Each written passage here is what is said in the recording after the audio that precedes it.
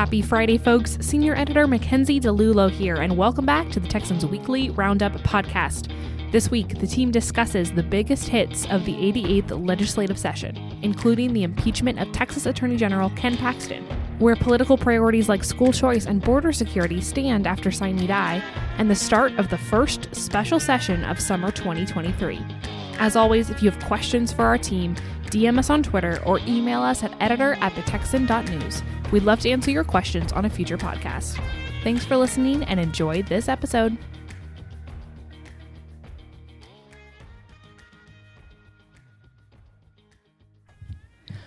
Folks, howdy. Mackenzie here with Brad, with Cameron, with Matt, with Hayden, and Rob. Rob's in the back. There's not enough room at our podcast table.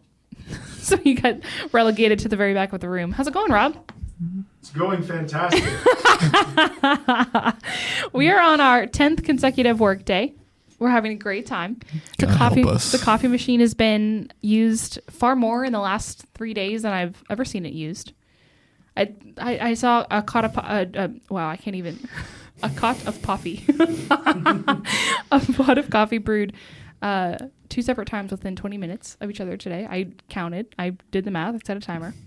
That's fun. It was. So how are y'all doing? Hayden? Well, I'm feeling a little squeamish after our conversation right before we started recording. Yeah. But other than that, I am not too bad. Now, you did introduce the subject matter. I did, however, spur you on. You did, because as soon as I started telling the story, I said, wait, maybe I shouldn't tell this. And you said... That's a surefire way to make me want to hear the story. Yeah. It's true. Matthew, how are you holding up? I'm doing pretty good. Good. You don't want to know the story about the guy up in Pennsylvania. I don't. That's correct. Yeah. I do not. We learned today that I was not meant to be a physician or work in the medical field. Mm-hmm. I'm very squeamish. Bradley, how are you doing? I'm here. That's contractually good. Obligated. I swear. If you have not, that reminds me, folks, if you've not listened to our podcast about the Paxton impeachment proceedings, Hayden, Brad, and I last week on Friday, as everything was going down, we have so much. I don't even know where to begin with how much has gone on in the last week. But that might be a good place to start, is listening to that hour-long Twitter Spaces the three of us did about the whole proceedings. And Brad saying he's contractually obligated. Well, actually, you said it. Made me think about that, because I said it in the podcast. If you'd let me finish my sentence, it would all make sense. Oh, sorry. I was trying to preempt you. Yeah, as you tend to do. Cameron, how are you? I'm good. This is my first Texas legislative session. It's been wild. It's been crazy. Has it been... Because we tried to tell you how crazy session is. Was it worse, better than you expected it to be? In terms of workload and time spent? Well, initially, you guys were hyping things up. Oh, it's going to be crazy. Midnight, 10 days in a row. Like, that was real. Mm-hmm. But the amount of things that have gone on this session that have been out of the ordinary. Yeah. That I wasn't anticipating that. Yeah. And that's nobody was. Nobody was there. Yeah, I think we did try to preempt. We're like, okay, Cameron, this is going to be a heck of a situation, heck of a job. But we didn't know how much would be going on, impeachments and first time in 100-year proceedings. Pretty wild. But let's go ahead and jump into that, folks. We are basically just going to look back at the legislative session, what passed, but particularly talking about the last week, what has all gone down policy-wise. But first, Hayden, the Attorney General's historic impeachment was on Saturday. Ken Paxton no longer holds the office of Attorney General here in Texas. Tell us what the main arguments were for impeachment. Speaking of once-in-a-century proceedings, Attorney General Warren Kenneth Paxton, also known as Ken Paxton, was impeached Saturday by a vote of 121 to 23. Sorry, I raised my hand. Did anybody know his first name was Warren? I did not. I want to call him Warren Paxton so bad. Yeah. And just leave out Ken I did Paxton. Not know that was his name. Sorry, continue. And the only reason I say that is because when the impeachment vote came up, it was Warren Kenneth Paxton really big on the screen, and that's what they called him in this official proceeding. He was charged with 20 articles of impeachment. They ranged from bribery, dereliction of duty, a disregard of official duty, and many of the charges related to his relationship with a real estate developer named Nate Paul, who had contributed to his campaign and had requested that the OAG take certain actions to protect him from litigation by a nonprofit foundation that had sued companies that he controlled. I'll break down the charges that were in the indictment. There were 7 counts of disregard of official duty, 1 count of misapplication of public resources, 2 counts of constitutional bribery, 2 counts of obstruction of justice, 3 counts of false statements in official records, 1 count of conspiracy and attempted conspiracy, 1 count of misappropriation of public resources, 1 count of dereliction of duty, 1 count of unfitness for office, and 1 count of abuse of public trust.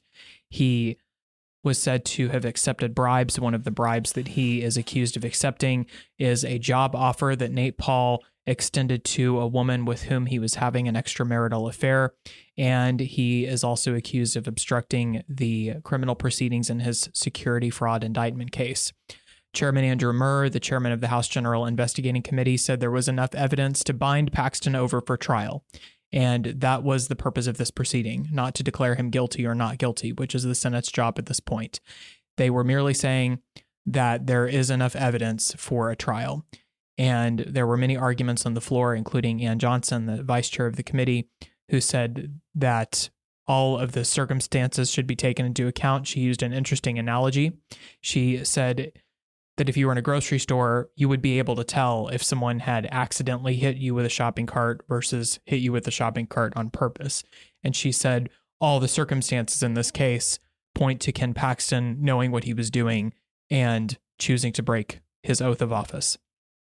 That was her statement in favor of impeachment. And at one point, she even called him Ken Paul and paused and said, "Oh, Ken Paxton, sorry, Freudian slip." So that was just an illustration of how she views this case and the evidence that the committee presented against Paxton, which was in the entire record that they presented to support impeachment was a transcript of investigators' testimony to the committee based on interviews that they had conducted with approximately 15 witnesses. And that was the entire record that members had available to them before being asked to cast a vote in favor of impeachment. That is a very broad view of what happened on Saturday in terms of arguments for impeachment. Yes, and I will say, folks, any documents we mention in our podcast today are either linked in the stories we've covered at the Texan or embedded. I know the report, the transcription is literally embedded on our site, as well as the articles of impeachment. Hayden, who opposed Paxton's impeachment and what were the main arguments against it?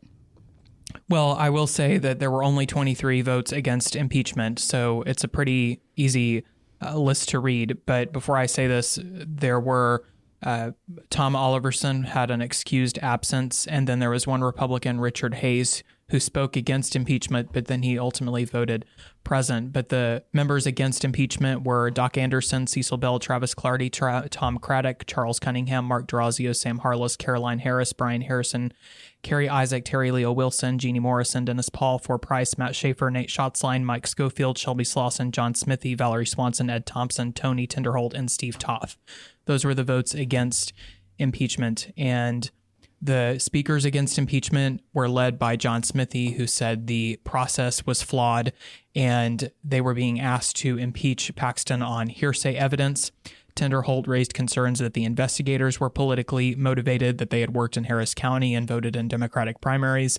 And then other opponents said that it was a rushed process and that they should have had more than the time between Tuesday and Saturday to consider the impeachment, which in fact, that was the entirety of the time, because they did not know before Tuesday that matter A, the General Investigating Committee was considering, was Ken Paxton. Everyone thought that might have been something different. So those were some of the arguments that they made against impeachment. Yeah. So what was Paxton's reaction to being impeached? Obviously, he lashed out at the legislature and he thanked his supporters. He said, quote, "I am beyond grateful to have the support of millions of Texans who recognize that what we just witnessed is illegal, unethical, and profoundly unjust. I look forward to a quick resolution in the Texas Senate where I have full confidence the process will be fair and just," end quote. And he also said that Phelan used a, quote, "coalition of Democrats and liberal Republicans," end quote, to impeach him and put the state of Texas in the same category as Biden's pro-abortion, anti-gun agenda. which was the argument that House leadership was making on Saturday was when this all happened as well, saying like behind the scenes, okay, we need more Republicans than Democrats to show up in this vote because, and it ended up being 61 Democrats to 60 Republicans. So a pretty negligible difference there. But that was a concern from Republican House leadership, was that there would be more Republicans that would be, or excuse me, fewer Republicans than Democrats that would be for impeachment. Well, we've already seen since the vote, the branding of it was a Democratic-led impeachment out there from critics of House leadership. Take Defend Texas Liberty, run by former Representative Jonathan Stickland.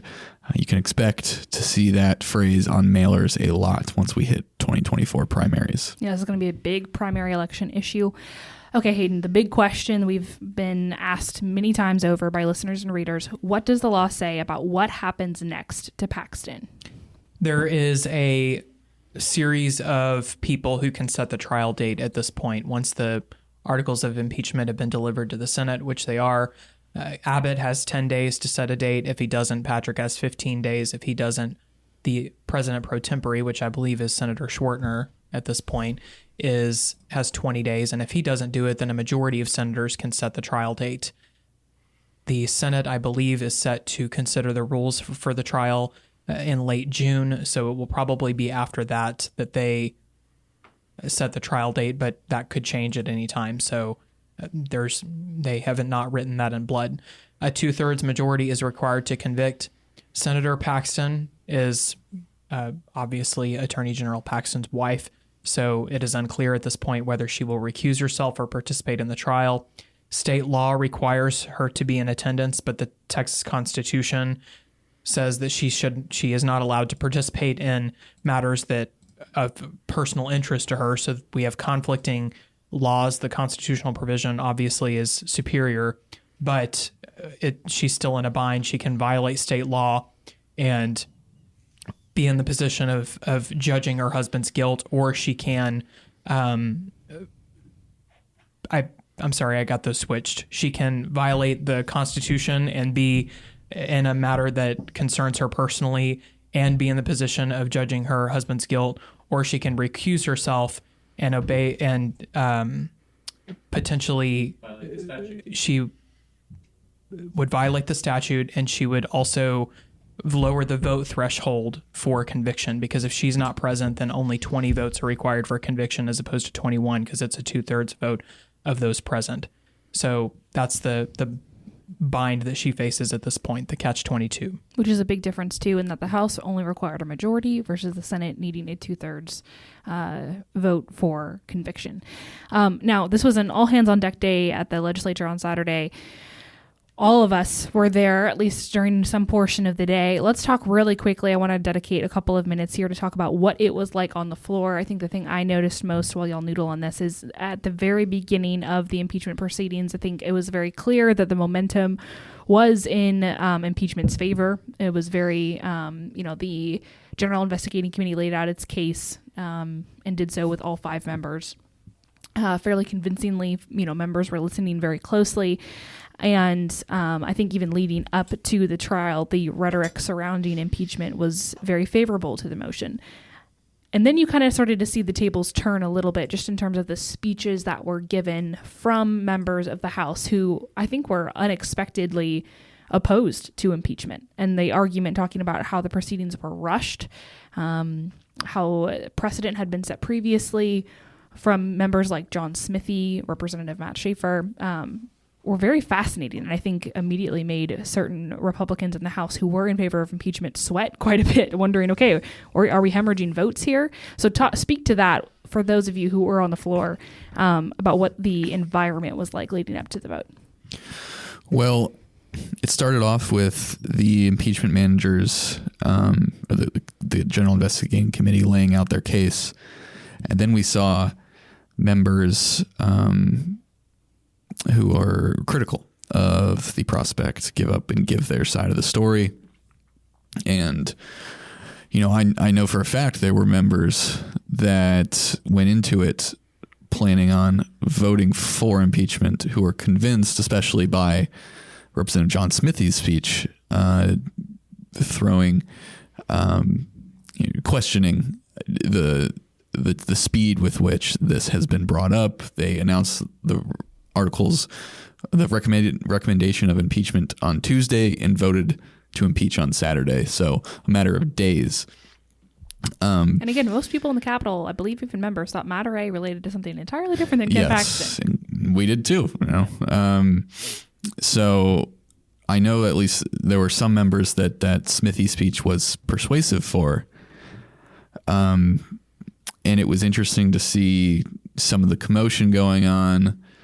There was one point where a member of Democratic leadership went up to members of Republican leadership and said, "You're hemorrhaging votes, get them in line," or something like that. It was all a big question mark. Nobody knew exactly how it would shake out, especially as these members are kind of trying to poke holes in the arguments. Yeah. And so ultimately it was a very lopsided vote, but it could have been more lopsided, especially because nobody on the floor defended Paxton against the merits of the charges. They criticized the process and questioned the speed with which it was done. I think Brian Harrison was the only representative to go up there and say that Ken Paxton's record as Attorney General was praiseworthy, saying that he'd fought President Joe Biden in court. I think he was the only member to go that far, but his primary argument, if I remember correctly, was still on process grounds. Well, and it was even that. It wasn't about saying that what Paxton did was right. And that's the extraordinary part about this case is Paxton doesn't deny the facts laid out in the articles of impeachment. He denies that it was illegal what he did. So the argument against impeachment was not that he didn't have an affair or that he didn't have this close relationship with Nate Paul or that he didn't make these policy choices. Paxton said in an interview on Newsmax the night before, "I stand by what I did. We thought they were good policy choices." And he said he hadn't been perfect, but he doesn't regret his decision making. And then on the floor, members were saying, this is politically motivated. He's going after Biden, and we're stymieing one of the strongest attorneys general in the country against an out of control federal government in a way that is offensive to due process and our constitutional republic, because he was overwhelmingly reelected in 2022, just months ago, and that was primarily the points they were making. So Brad is absolutely correct that there was no debating really the facts that were alleged by the committee. They were just saying that the process was very inadequate for something of this magnitude. And another thing that I didn't mention specifically in questioning the process was the fact that the General Investigating Committee hired a team of investigators to then interview witnesses. I think it was 15 witnesses, including the 4 whistleblowers that used to work for the Office of the Attorney General, all of whom are conservative attorneys who were hired by Paxton. So that was one of the other criticisms, was that the committee itself didn't even hear direct testimony. Right. It was like hearsay. The line they kept repeating was hearsay upon hearsay upon hearsay. It's like third-hand knowledge. Yeah, because they were literally third or fourth-hand accounts of what had happened. Now, to counter that, Murr said then and has said since that each of those witnesses promised to go under oath if a trial happens. Mm-hmm. So at least as of that, you can expect to hear these people testify in the Senate. And that was Canales' point, was that hearsay is prohibited at trial, but it's not prohibited in an investigation. So officers can ask you, what have you heard about this? What is your sense of what's going on? And so in the course of the investigation, they accepted hearsay, but that was Canales' point. And by the way, Canales is one of the House managers who will be serving as a quasi-prosecutor. And we use this criminal analogy. It's a flawed analogy, but it's the best one for this situation. So he's not really prosecuting Paxton because they can't impose criminal sanctions, but he'll be presenting one of the people who presents the case against Paxton in the Senate. And to be fair, again, the whole team was there. Matt got there early, saved a desk at the press box. Press were lining up early to make sure that they had a desk in the house. Cameron was there walking around, taking photos, observing everything that was going on. It was a wild, wild day. And I think one thing, I can't remember who brought up this point, maybe it was Cameron, as he was walking around, was tourists come to the Capitol in droves on the weekends, and they had no idea that a historic impeachment proceeding was happening just in the House. They were like, why can't we walk out on the House floor today? And it's like, well, the Attorney General's getting impeached. That's what's happening. Something that hasn't happened in 100 years is happening. Yeah. And a lot of people come from out of town. These aren't all Texans. Yeah, the gallery was packed. And who was the gallery packed with? Was it primarily pro-Paxton supporters after his call for peaceful protests? Well, that's the thing. It was a mix of people, the tourists, supporters, people in opposition. What was interesting, though, is you guys are talking about how there was a feeling on the floor about the impeachment was going to go through. That was the feeling amongst the lawmakers, it seems. Is that correct? Mm-hmm. Yeah. Well, if you were just paying attention to social media, you would have thought it was the complete opposite, because you were seeing national figures, Texas figures, all over social media going up and defending Paxton. And it was really interesting seeing the dichotomy of this situation. If you were just paying attention to social media like many regular Texans do, you would have a completely different perspective on what's going on if you weren't actually watching the proceedings of the impeachment go on the floor. Yeah, that's a great point. And noteworthy too, I mean, we have so much to get to today, so this will be the last point before we move on. But by the way, I said I was going to try to keep this to 5 minutes. I said good luck. Yeah, and so but I also did not help with that. I was very naive in that. Noteworthy in that Senator Ted Cruz came out that morning of impeachment in support of Attorney General Ken Paxton, now kind of former Attorney General Ken Paxton, if you really get down to technicalities here, and suspended Attorney General, temporarily former, potentially. Temporarily former, but that's quite a title. Potentially temporarily former. And former President Donald Trump also came out about 30 minutes before the floor vote as well with support for the Attorney General, which was something we were really watching for. And again, for folks who want to know more about the procedure, going back and listen to our Twitter Spaces and read our coverage. We have all sorts of coverage at the Texan.news that runs through all of this. I do want to plug really fast. Brad has an interview coming, I believe it'll be out by the time this podcast is public, with Chairman Andrew Murr, the first interview with the chairman since the investigation has been made public. So make sure to go and check that out at the Texan.news. We'll have a transcription of that interview up for folks who want to know a little bit more about the House's thought process and all of this. Yes. Perfect. Short and sweet. Cameron, we're going to come to you. School choice, huge policy issue this legislative session. We've spent no time of the last 20 minutes talking about it. Let's start now. What happened with school choice? It seems there was a very big push this session and then nothing happened. Tell us what went down over the weekend. Well, HB 100 became this last ditch effort to pass meaningful school choice legislation, but those hopes just died in the last moments over the weekend. There was a conference committee. That's where both chambers from the House and the Senate, they have people come in and try to come to some resolutions. But they failed to come to an agreement. HB 100 died. And some of these lawmakers took to social media to really voice their dismay, particularly Ken King, who was the original author of HB 100. He said, what the governor and Senate have done is inexcusable, and he called the process and what has been done to students as they have been used as political hostages. Those are his words. And then also Brandon Creighton, who has been leading on education issues in the Senate. He came out on social media and called what the House did a mockery, and he pointed to what they did with his SB 8 and SB 9 bills as they didn't pass through the House. So it's been a long process, this legislative session, and we'll see what happens this summer, though. Yeah, we have a special session. I don't want to get too much into it, but we're expecting some sort of special session with school choice to be announced at some point, potentially, just considering the governor's previous statements and his support for the issue. Give us a little bit of a preview of what could happen next. Well, that's right. We really don't know what's going to happen. We might expect something. We did hear this week, Dan Patrick, during a conversation with the Texas Public Policy Foundation, said that the ideas for reformulating HB 100 actually came from Dade Phelan. And so we can see there's some cross-chamber agreements on school choice, that they want something to happen, but we can only speculate to know what's going to happen this summer with the special session. The two chambers working together. Intriguing. We'll have to get back to that at some point later in this podcast.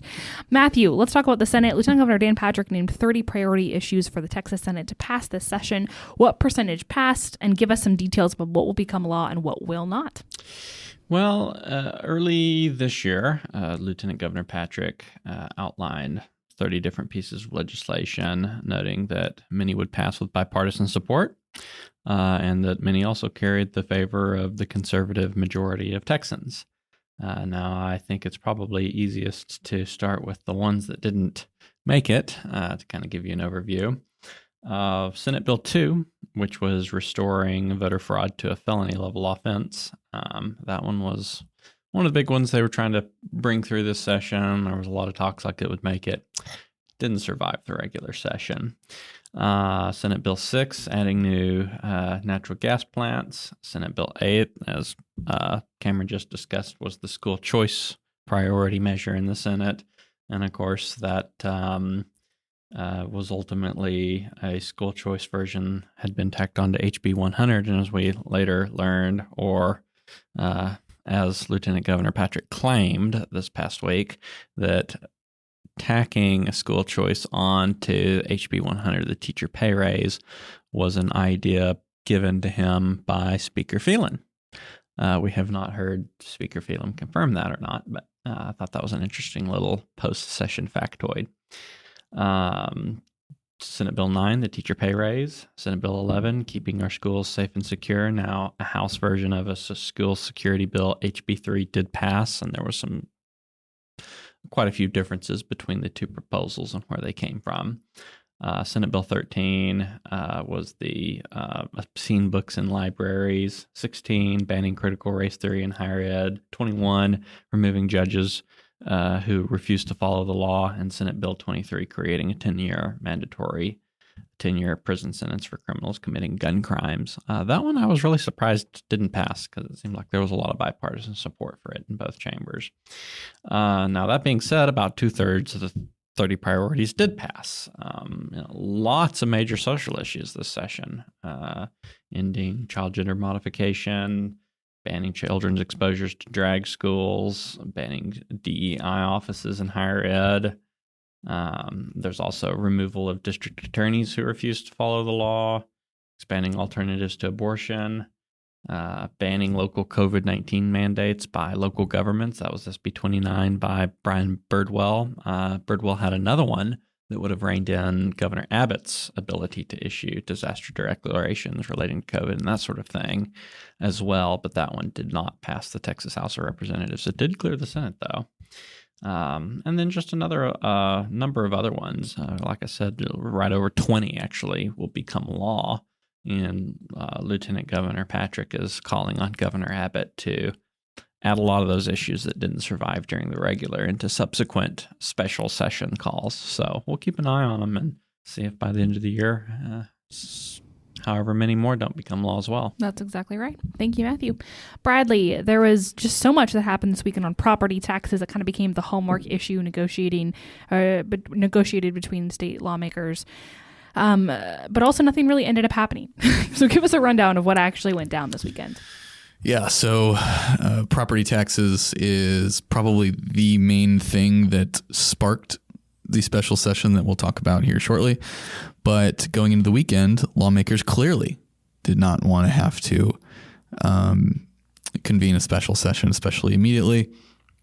And so they were trying hard to find a compromise between the two chambers on property tax legislation. And so a brief rundown of what the two chambers' positions were throughout the session. The House, both chambers agreed largely on rate compression. The Senate wanted a homestead exemption increase. The House wanted appraisal cap reduction and extension to all real property. Those negotiations kind of broke down. The House, as a last-ditch effort, passed a version of Senate Bill 3 that included all three. The Senate did not do anything with that.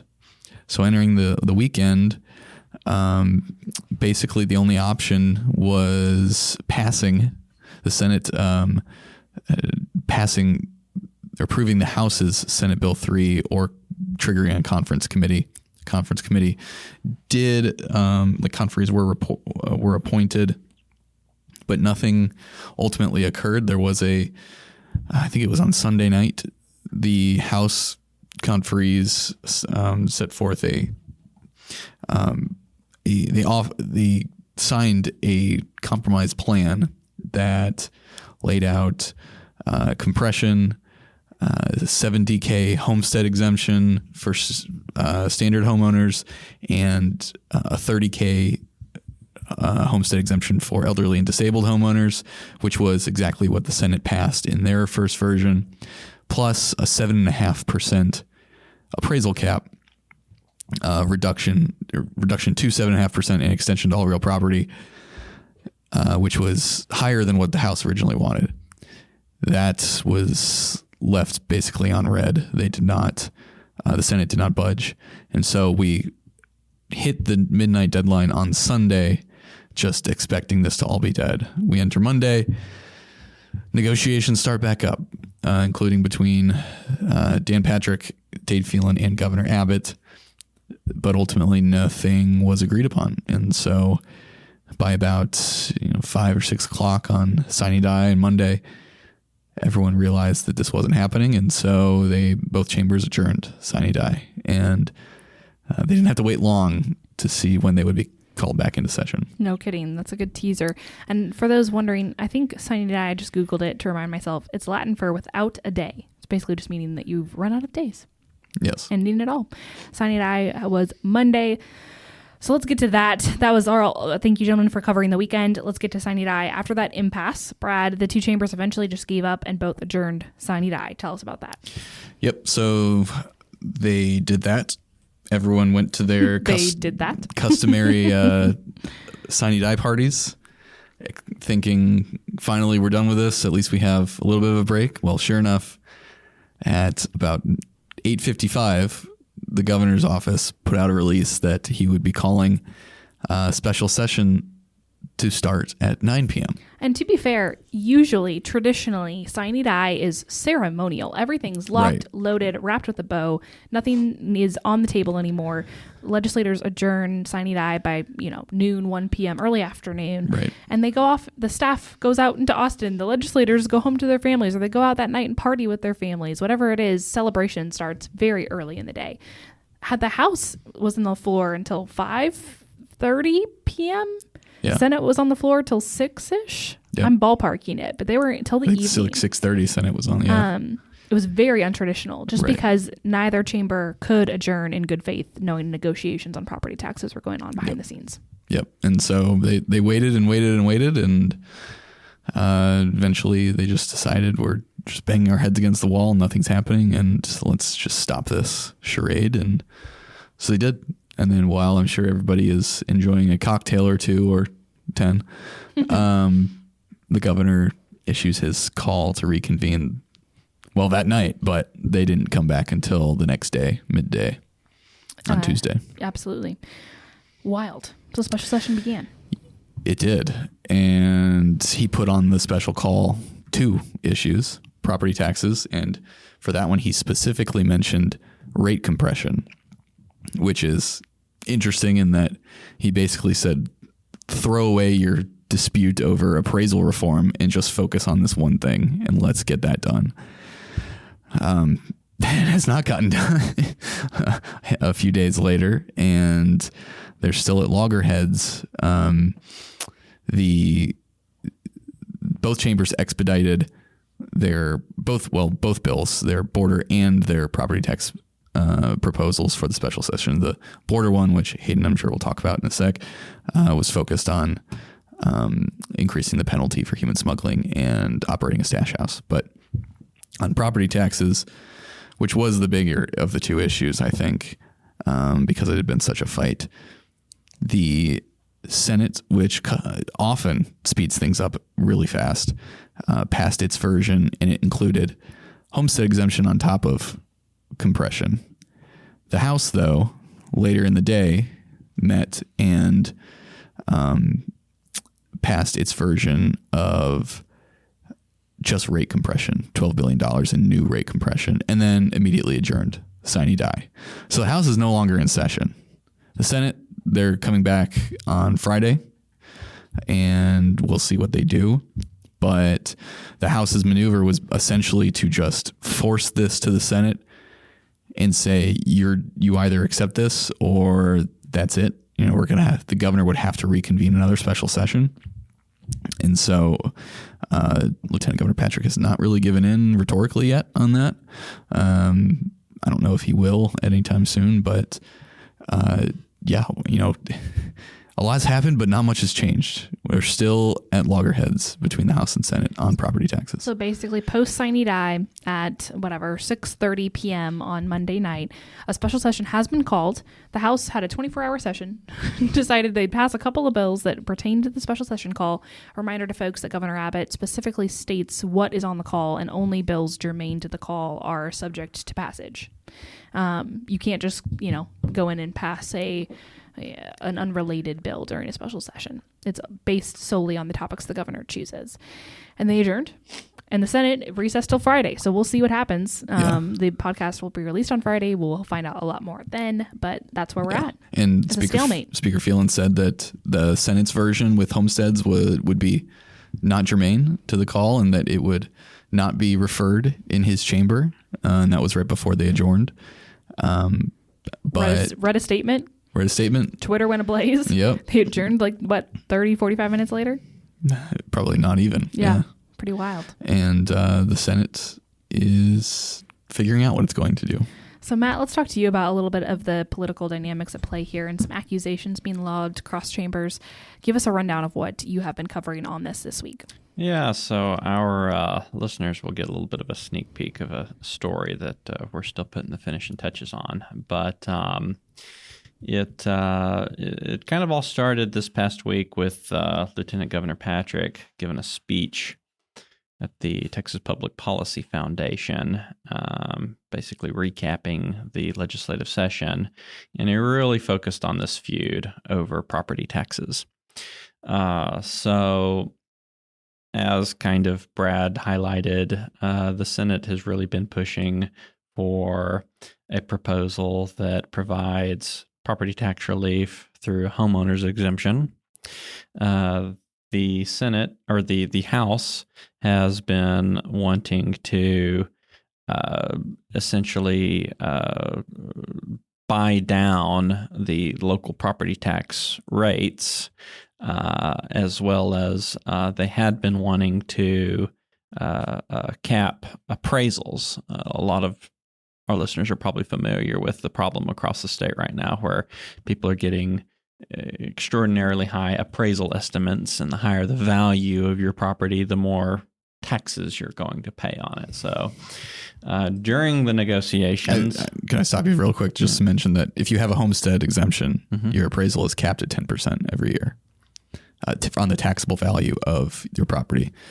But businesses, all other properties do not have that. Right. So that's the reason that the House pushed for that. And obviously it's going nowhere now, but... Yeah. Yeah. Patrick elaborated that during the discussions, Speaker Phelan was wanting an 8% appraisal cap on all homes and businesses, and he wasn't going for the businesses part. He was just going to say he was giving a counteroffer on homes alone, but that's where his PowerPoint presentation took kind of an interesting, slightly personal turn. He said during the negotiations, he took the 8% appraisal cap off the table for everyone. And so Phelan turned around and said, well, then I'm taking the homestead exemption off the table. And Patrick said, I couldn't figure out why Phelan was just so adamant about this cap for everybody, including businesses. And then he says it hits him that during these discussions, Phelan mentioned that he owns lots of commercial property, and just the tone of the way Patrick describes it is sort of a aha. And so he literally calls out Phelan's commercial property investment company, Phelan Investments, points to their website online, and elaborates how with these proposals coming from the House direction, if you had a company that owned shopping centers and commercial real estate and everything like that, you stood to gain more out of this particular deal. Now, then Patrick says, and I mean, he described it as a whopping profit. And then he turns around and he says, no, I'm not saying he's doing this to benefit himself, but I never figure out exactly why he wanted to do that. And then he kind of went on and again about the economics behind the rationale. And so essentially implied that Phelan had a bit of a conflict of interest in his business. So as we were live tweeting that event going on, we got an interesting response from State Representative Justin Holland, who pointed to a member of the Senate with an interesting business situation, and that is Senator Paul Bettencourt. And Bettencourt is generally regarded as somebody who has Patrick's ear whenever it comes to advising on property tax-related issues. He was the author of the Senate's plan. Yes. And he owns Bettencourt Tax Advisors, which Holland pointed out, if your professional service is negotiating down people's appraised values, then a statutory cap might harm your business service just a little bit there. So it was a very interesting comment that we got from that direction. So we're kind of running these two angles down, and ultimately what we're kind of finding is with regard to Phelan's position, ultimately Phelan is a taxpayer. On the other hand, with Bettencourt's service, he provides a service that is more or less in some fashion affected by what deals are on the table. And it's probably fair to say with the Senate proposal, his services are impacted less than if there was an appraisal cap. Is that Correct. what you're saying? I think it's also important to note that this is a part-time legislature. Absolutely. And almost every member has their own career, and they're affected by state policy. And they're generally leaned on to take the lead on issues that are germane to their professional expert capacities. So Dr. Right. Oliverson taking the lead on child gender modification, and Brian Hughes, an attorney, being leading judicial reforms and that sort of thing in the Senate, et cetera, et cetera. So you're almost expected, and that's why it was kind of an interesting way for Patrick to go down this rabbit hole. He sort of opened up the door to look at these professional capacities in a way that they've never been viewed before. Yeah, definitely opened a Pandora's box on that, and I wonder if he... A lot of things are fair game now. Yeah, I mean, politics is a closest weapon to hand kind of thing, but, just because you deploy a rhetorical weapon doesn't mean it can't be used against you. Yeah. And so, if he raises the question, it can come back right at him. Yeah. And so that's what happened. But it's a crazy situation. It's wild. It's one that's literally it's making my head spin, and trying to unpack them and give a fair characterization of the status of both, but also or remind our readers and our listeners to take a step back and look at it through the lens of how it always has been viewed. Is these are part-time lawmakers who make very little money, $7,400, $7,500 a year, something like that. They are expected to have a full-time, otherwise occupation where they make their living, and those professional capacities are usually looked at as a benefit and are tapped to take the lead on these particular issues. So, providing expertise in arenas that may be more difficult for other lawmakers to attack. And it does, which is why we're covering this, make sure that there have been abuses of power, right? That certainly is something that happens. And so we're just reporting on what's going on here. Absolutely. Interesting to note nonetheless. Hayden, let's talk border. It's kind of been, because of all this property tax negotiation and the rhetoric being thrown around by, minimally important state leaders like, I don't know, Governor Abbott, Dan Patrick, and Speaker Phelan has kind of... Basically the dog catchers of our state.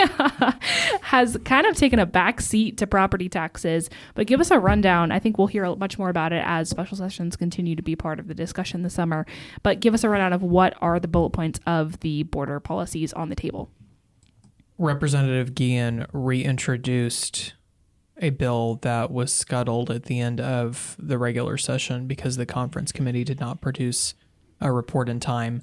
It was to increase the minimum sentence for human smuggling offenses and for operating a stash house. And it would more or less be a mandatory minimum of 10 years for smuggling offenses. And then if there was significant cooperation between the defendant and the law enforcement involved, then that mandatory minimum could be dropped down to 5 years.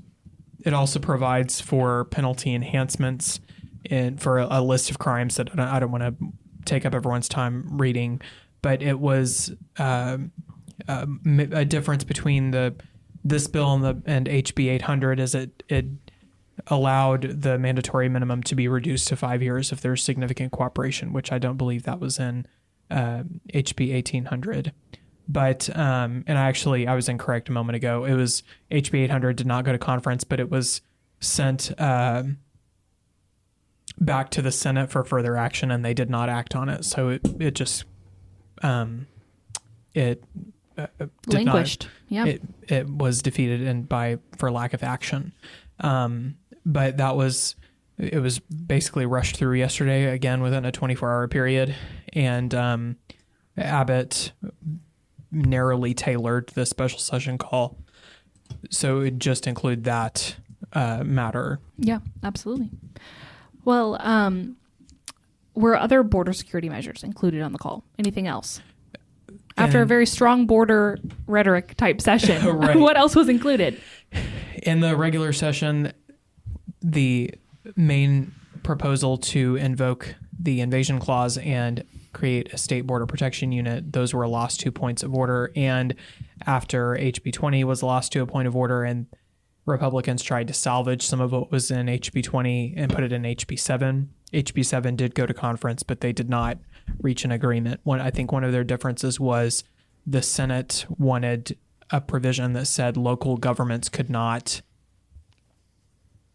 limit the jurisdiction of the border force in their counties, whereas the House had put in a provision that county commissioners' courts could make their own decision. And the Senate wanted to take that version out, or that provision out of the House's plan. So I don't know all of the differences between the two bills, but that was one of them. So the conference committee did not produce a report by the deadline, and it was not included in Governor Abbott's border security call. Now, he said that was special session number 1, so he could put border security on another special session call, but the invasion declaration, the border force, was not included. Although in the regular session, they did pass $5 billion in border security funding, which is a huge victory for Abbott and Operation Lone Star. Money, money, money. Absolutely. Makes me think of that Pink Floyd song. Yeah, exactly. Awesome. Okay, well, gentlemen, for the rest of the week, what can we expect? The House is adjourned. The special session for the House is done. What's going to happen next? We don't know. Well, the Senate will reconvene at, I think, noon Friday. And then we'll see what they do. I think that's about as much as we can say. Yeah. I think the senators and the lieutenant governor are game planning on what their next move is. Because right now they're pretty much boxed into a corner. About the only thing they can do is kill this special session and require the governor to call him back in and redo what just happened. Is that what they do? I don't know. Maybe they give in, although with Dan Patrick's record? Probably not. Yeah. Or they could come in and recess for another week and continue the standoff. Yeah. I liked what Brad said at the end of his article last night about the sine die. He said, I don't remember your exact words, but it was words to the effect of, this has to be the most drama-packed 24 hours in the ledge in history, or one of the most drama-packed 24 hours. And we weren't even talking about the impeachment. Yeah, it wasn't even the impeachment, and it was still insane with just the back and forth was out of this world. Yeah, absolutely. Okay, I was getting whiplash trying to keep track of it. Yeah. It's like watching how did that Back go? and forth. Yeah. Watching a tennis match. Yeah. The statements flying from everybody were difficult to follow. That was half the battle, was just following the statements being lobbed via email or Twitter by state officials. Okay, let's do a look back quick on this session, the regular session, and talk a little bit about our takeaways. What was the biggest shock for y'all of the legislative session? I think for me, it was, I was pretty surprised because I was really convinced that item A was not Ken Paxton. Yeah. Yeah. Can I say who I thought it was? Yeah, we've talked about it, I think, Okay, before on the so. pod. Yeah, so I was thoroughly convinced item A was Representative Jolanda Jones. You were hesitant, so I thought I would. I think everybody did, everyone thought that was what it was. The whole staff did the whole, mass resignation It happened thing. chronologically before Slayton. Lots of, and there was a complaint. Everybody knew that there was a complaint to GI on it, everything like that. As a matter of fact, we don't even know why was there no investigation? We don't know if there is one or not. We don't know. There's been no announced matter C. So yeah, and you would think that they would have tried to resolve it before the end of session, right? They were a little busy this session, so who knows? Yeah. So I don't know. Well, I'm going to continue to keep my eye on that and see what happens. But be very interesting if that whole saga is just over and done with. Yeah.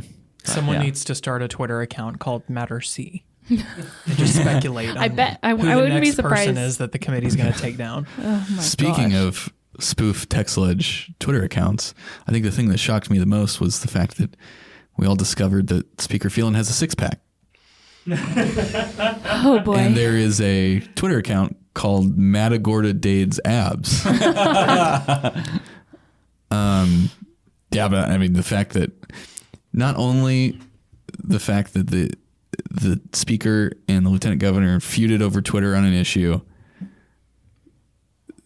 but the ammo in that feud was memes, surfing, abs, Photoshop. Yes, terrible Photoshop. Yeah.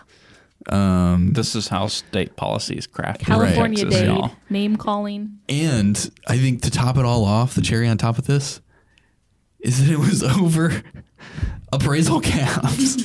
Something so convoluted and in the weeds. That's what draws out this deeply personal feud between the lieutenant governor and the speaker. It's crazy to me, but that's where we're at. That's where we're at. Hayden, thoughts? Biggest shock? If you had asked me before the session if they were going to let the border bills die, I would have said, no way. Do they gavel out without passing the border bills? Because that has been such a big issue, and it is by far the top polling issue for Republicans and the general public overall is border security, because even Democrats don't like what's going on at the southern border. So if you had asked me, are they going to push gender mod through and let the border bill die, or vice versa, I would have said no way. They will let the gender mod ban die way before they let the border bill die. Yeah. And that's not what happened, because the gender mod thing is very controversial. It's a wedge in the culture, and I did not expect the legislature to gavel out without some kind of major border security package, not just these criminal penalties being adjusted. So that was a big shock to me that we ended up after sine die without an omnibus, or not an omnibus, but some kind of landmark border bill in the third year of Biden's administration after a record number of illegal crossings. I thought we would see more border policy. Yeah. And I think if we said that the two items not decided during the regular were property taxes and border security, the two top polling issues in Republican primaries and for many voters in the state, regardless of partisan affiliation, I think we would have been surprised and also not surprised, because that's usually where the most contention will be, is on the big issues. But it's still shocking that those two huge issues outlined as priorities of both chambers were not addressed during the regular. I will say, though, like broadly, neither of those issues is really that like the idea of a property tax cut is not contentious in the Republican Party. Same with any matter that would help secure the border. Heck, Democrats voted for the why are you laughing? Just like David heck. I'm censoring. This is a family-friendly podcast. Otherwise, I would use different words. I don't think you would. But Democrats voted for the border wall funding in the last session. Yeah. Or maybe it wasn't the last session. It might have been in a special session. Either way, Democrats in the Senate voted for the border funding last session. This isn't the border funding, or the border legislation was controversial, but not nearly, to me, as controversial as the gender mod ban. Yeah. So, yeah. Social issues tend to carry a lot of that controversy burden. Let's get to that, Cameron. I'm going to ask you, did we expect so many social issue items to be passed this session? I mean, we had DEI, office bans, we had tenure reform, which is like, take it, that's just a higher ed issue, I guess. Child gender modification bans. What else am I missing? Save Women's Sports. Oh, that was a huge one. HB 900. That's the Reader Act. Yep. Explicit materials in school libraries, public school libraries. Did we expect so many social issues to be passed to this legislative session? Not knowing anything about really Texas politics before coming here this legislative session, all I knew about legislation was things that I would read on social media, a lot of the individual research I would do on my own before I came here to Texas. And what I saw this session was the culture war issues have made it onto the legislative floor. And I think that's really interesting to watch. And we've seen this across the country too, is that a lot of the social media issues that we're seeing, the trans identifying people in sports, males playing female sports, or a lot of the sexually explicit books, things that have been exposed through these activist organizations. And they use social media, they use Twitter to get these things out. Well, now we're seeing them become legislation and we're seeing them pass. So I just thought that was really interesting, and it seems like there's a want for that in the Texas legislature with the lawmakers. So I'm sure we can continue to see some of these things. Well, I was just going to say that last session, they passed constitutional carry, the Heartbeat Act, and the abortion trigger ban. And those are massive, more social issues.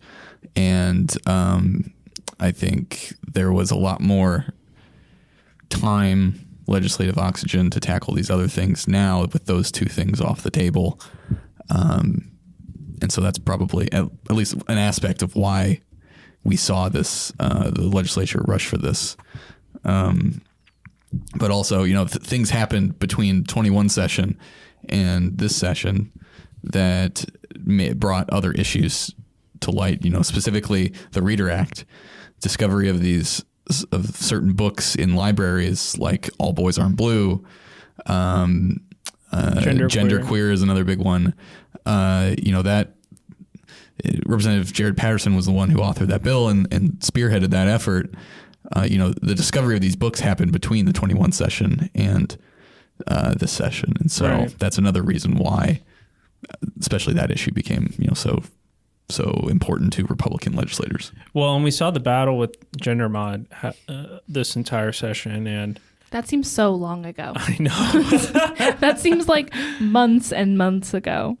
Yeah, but that was another thing that weeks. Really exploded on social media over the past year or so, is what's been going on with these hospitals and doctors prescribing a lot of these treatments, and it was exposed on social media, and again, it makes its way from the culture war into the State House. Yeah. And so that's been interesting. Absolutely. Let's move on to this portion. Can we expect other items to be added to a future special session call? The governor has been vaguely clear in saying that there will be other sessions happening this summer. Vaguely clear. But we don't know what they'll be about. Sounds like a paradox. It is. It made me feel like potentially temporarily or former. You reminded me of that. I'm really hitting it out of the park today with my phrasing. Really hitting it out of the park. Yeah, but what other items can we be expecting to see on a special session call? School choice. Exactly. That's what we've been thinking. Well, school choice has been something. We interviewed Corey DeAngelis. We did a full interview with him. And he has been partnered up with Governor Greg Abbott, it seems, for the past year, trying to get school choice into Texas. We interviewed Senator Brandon Creighton. He was pushing for school choice. We saw HB 100 get reformulated, last-ditch effort, and then it fails. So this has been a national call for school choice. Yeah. Texas was attempting to be a leader on this issue, but we saw it die, and it's a priority issue for Abbott, it seems. He went on an entire bus tour. Yeah. Talking about this. So, and has said that he'd be willing to call a special for school choice. Like he said that too. Yeah, right? well, and he said if a watered down school choice bill even got to his desk, he was going to veto it. Yeah. So, we can only speculate, but I think a special session for school choice will be called at some point, at the very least. I Absolutely. think the better question is how many special sessions for school choice will the governor call?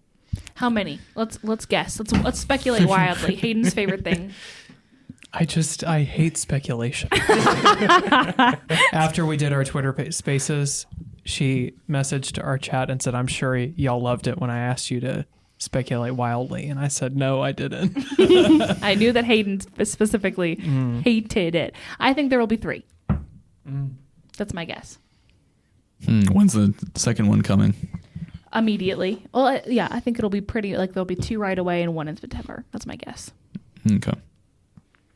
Any other guesses? Speculation? 4. This is not a requirement to answer this question, Hayden. You can back out. Rob says 10. I think between now and January of 2025, there will be somewhere between 1 to 10 special sessions. Why don't you just say 1 to 100 just to save your 1 to 100. There you go. Yeah, save.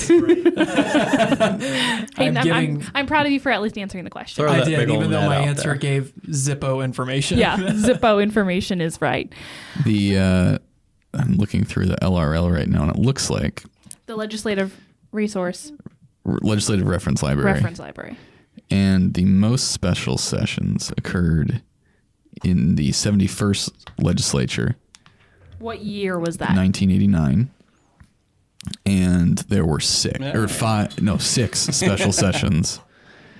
And 5 of the 6 lasted almost the entire 30 days allotted for a special session. The very last one only lasted 4 days. Wow. So that must have been a very irritated bunch of legislators having to be in Austin for that one. Watch him call a special session for school choice, and Republicans break quorum. The ones who really don't want to see the vouchers or education savings accounts. Pick your term. Yeah. That's. I mean, you want to talk about wild speculation? That would be. Yeah, Hayden. You're doing it of your own account. Look at you. I'm so proud of you. I'm not speculating that might actually happen. I'm just saying. But can you imagine? Well, can you imagine if there was some off the wall thing? Yeah. Republican Ken King, who was the author of HB 100, which was originally a teacher funding initiative, came out with a very spicy comment attacking the governor and Senate Republicans for tacking on this. And I mean, we talked about it before, saying this was a wildly irresponsible way to move any sort of education reform forward, and saying school choice should not be basically that the bill was using students as pawns.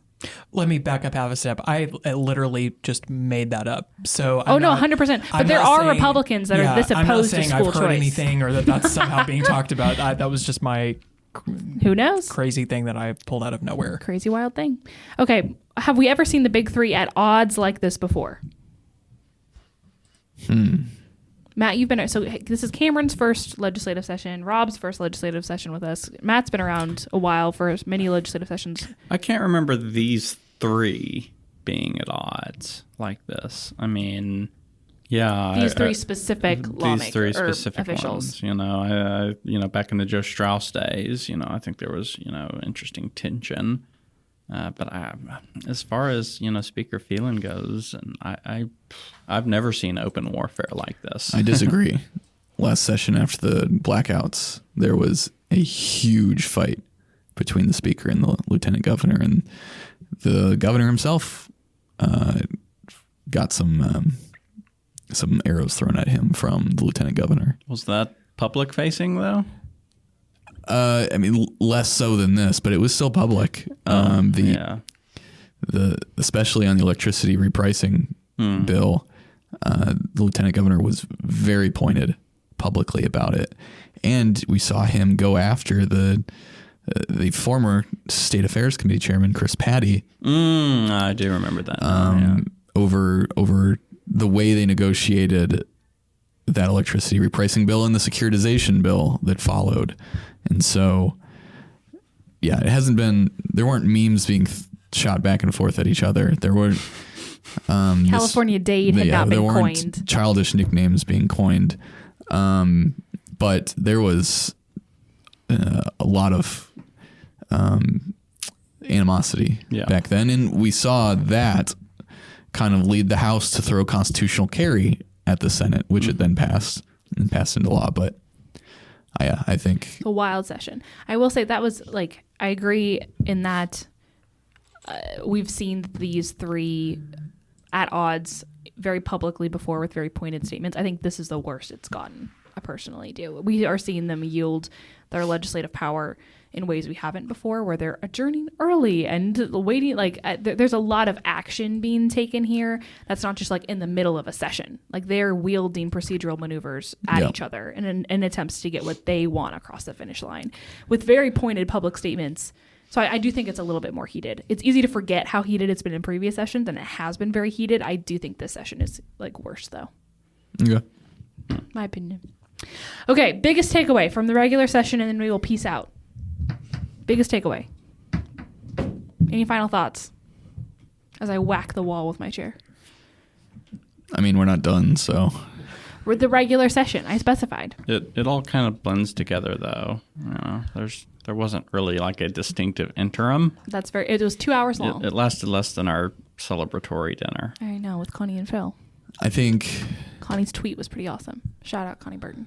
The what is it? The saying for April comes in like a lion, goes out like a lamb. Well, this was the opposite. It came in like a lamb. Not a lot happened in the first 2 months, and boy, did it go out like a lion. Holy crap! It was. Yeah. Well, the beginning of the session, I remember Dane Patrick at our event said, "I'm not going to start throwing arrows at the House. This is too early. It's too early." He was very cordial. That has changed. Oh yeah. Oh my gosh, the difference in tone between chambers is back unreal. Then he said, I don't envy the speaker, talking about the way the speaker's voted. elected, by the House membership, having to keep 150 people happy. And now he is specifically calling for procedural changes in the House, specifically on the points of order. Points of order to prevent chubbing, et cetera, et cetera. But, back to the statement he made in January at our event, the speaker has to keep 150 people happy. And one of the ways that Phelan has done that, according to all the members on the back mic on the first sine die on Monday, was to create this level playing field of rules by which anybody can kill anything they want if they point out an error, procedural error that is valid according to the parliamentarians. And fair call.